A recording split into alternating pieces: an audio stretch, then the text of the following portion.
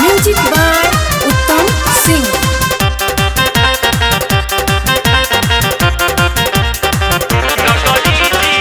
दिव्या के संगे अब की दिव्या के संगे अब की जाइब हम देवा घर नगरी जीजा। दिव्या के संगे अब की जाइब हम देवा घर नगरी जीजा। जाके छपरा से लिया दे गिरुआ घघरी जीजा। जाके छपरा लिया दी गिरुआ घघरी जीजा। दिदिया के संगे अब की जाइब हम देवा घर नगरी जीजा। जाके छपरा से लिया दे गिरुआ घघरी जीजा। जाके छपरा लिया दी गिरुआ घघरी जीजा।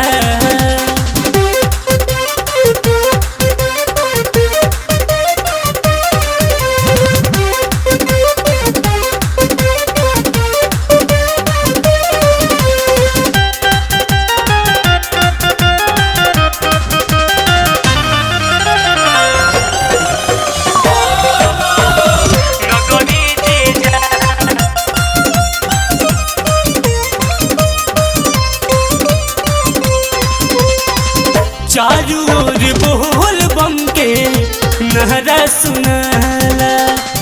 जाए खाती टूटल बड़ुए टोला महला। चारू ओर बोल बम के नहरा सुनाला। जाए खाती टूटल बड़ुए टोला महला। खाली गोड़वा चलब हमहू खाली गोड़वा चलब हमहू होई है कठिन कतनो डहरी जीजा।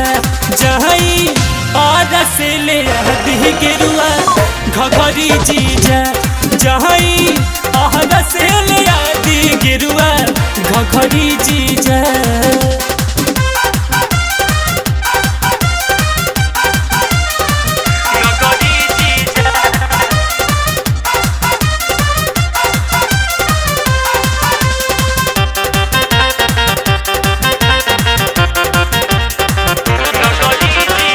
सारिधा से एक लोटा जल जे चढ़ावे।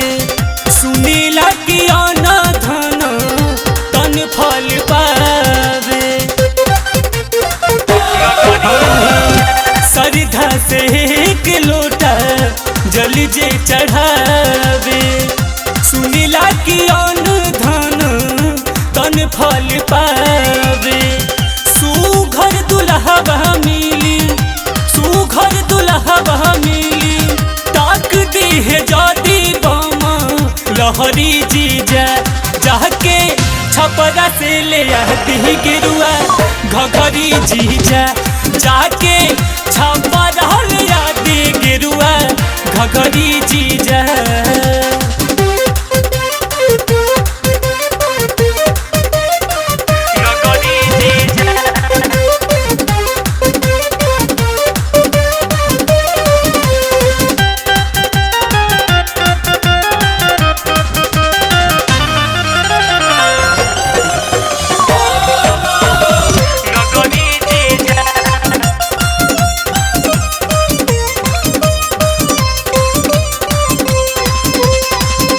नहीं भुलाइब मन में रखी जानी साक जी।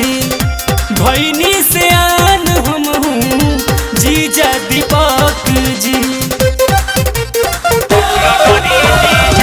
नहीं भुलाइब मन में रखी जानी साक जी।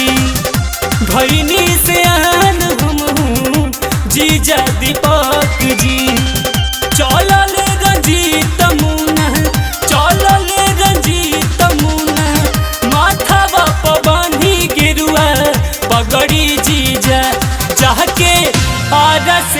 आती गिरुआ घघरी जीजा जाके छपरा से ले आती गिरुआ घघरी जीजा। दिदिया के संगे अब की दिदिया के संगे अब की जाइबू हम देव घर नगरी जीजा।